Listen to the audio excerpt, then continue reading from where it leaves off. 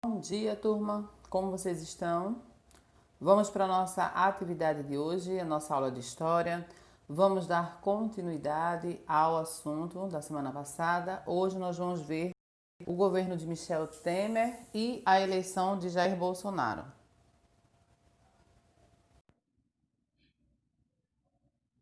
Na atividade no livro de história vai ser das páginas 464 até a 467 e também uma atividade no livro de inglês das páginas 495 até a 500. Então vamos ver como foi o governo de Michel Temer. Em 31 de agosto de 2016, ele era vice-presidente e tomou posse do cargo de presidente da República e iniciou um governo de transição. Recebeu um governo sem apoio popular, enfrentando uma grave crise econômica e diversos escândalos de corrupção. Na tentativa de resolver essas situações, anunciou uma série de medidas de austeridade, com a finalidade de recuperar as contas públicas. A principal delas, e a única aprovada durante o seu mandato, foi um conjunto de alterações legislativas que visava congelar os gastos públicos por 20 anos e estabelecer um limite de gastos anual para o governo. Medidas de austeridade quer dizer que é um conjunto de ações cujo objetivo é economizar nos gastos cotidianos. Ele assumiu a presidência da República após o impeachment de Dilma Rousseff. Devido à intensa crise política resultante da descoberta de casos de corrupção e da contestação da população às medidas de austeridade, o governo Temer não conseguiu aprovar outras medidas de reforma de Estado até o final de seu mandato, em dezembro de 2018. Na atividade, você vai explicar o processo que levou Michel Temer à presidência do Brasil. Depois, quais eram as prioridades do governo de Michel Temer? Qual era o objetivo que ele queria? Vamos agora para a eleição de Jair Bolsonaro. Em 2018, Jair Bolsonaro, ex-capitão militar e deputado federal por 7 mandatos, foi eleito presidente da República, pertencente a um pequeno partido político se comparado aos partidos que tradicionalmente governaram o Brasil. Bolsonaro tinha pouco tempo de propaganda eleitoral no rádio e na televisão para divulgar as suas opiniões e propostas. No entanto, por ser muito ativo nas redes sociais e na internet, soube fazer uma forte campanha baseada em notícias e mensagens por aplicativos. Essa inovação em publicidade fez com que ele ficasse mais conhecido. Bolsonaro atraiu admiradores e fortes críticos. Em sua campanha, defendeu medidas anticorrupção e apresentou propostas polêmicas, como ampliar o acesso da população a armas de fogo, reduzir a maioridade penal e aumentar a idade mínima para a aposentadoria. A candidatura dele também foi marcada por uma tentativa de assassinato que sofreu um mês antes da eleição, o que o afastou das atividades da campanha eleitoral. Em seu discurso de posse, em 1º de janeiro de 2019, ele comprometeu a fazer reformas econômicas, revogar o Estatuto do Desarmamento e valorizar a família. Nas atividades, você vai citar o principal aspecto da campanha eleitoral de 2018, que o diferenciou de outras eleições ocorridas no Brasil. As propostas de medidas anticorrupção foram um dos principais marcos da campanha de Bolsonaro. Em sua opinião, porque a população se sentiu atraída por essas medidas? A importância da inclusão das pessoas com deficiência. No dia da posse do presidente Jair Bolsonaro, a sua esposa, Michele, fez um discurso à população brasileira em Libras, a língua brasileira de sinais. O objetivo da primeira-dama era mostrar o seu compromisso de trabalhar em prol da inclusão de pessoas com deficiência. As leis brasileiras de inclusão da pessoa com deficiência foram uma importante conquista de vários setores da sociedade.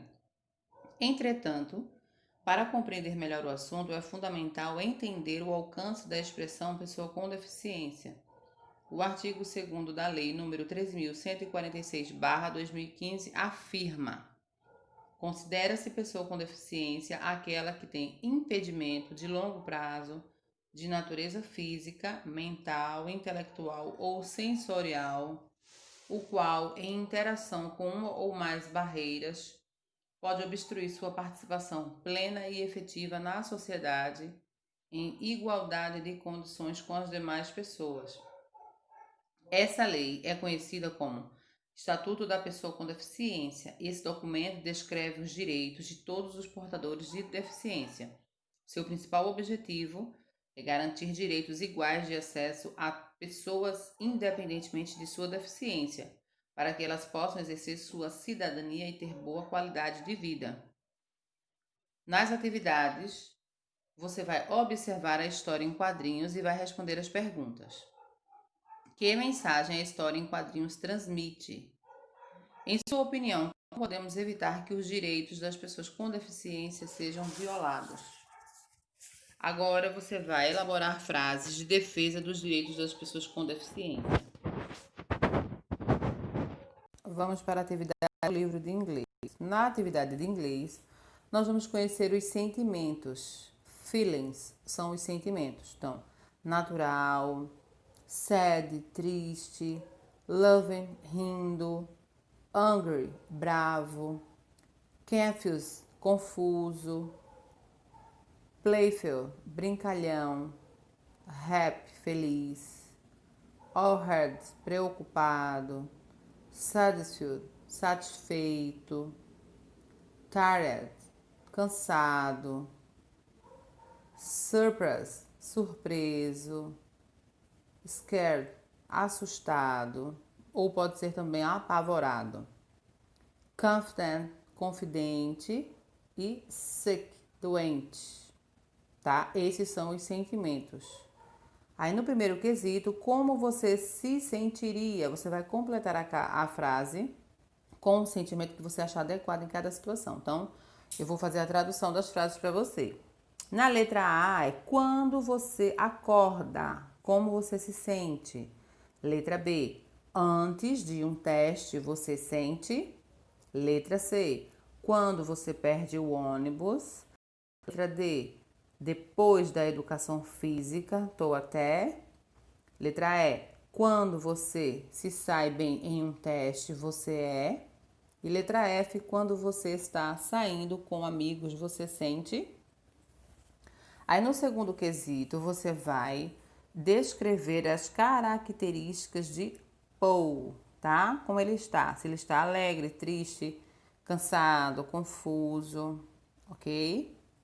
Depois, vocês têm uma máscara. Vocês vão pintar de acordo com o sentimento que vocês estão. Pode recortar e pintar bem bonito, certo?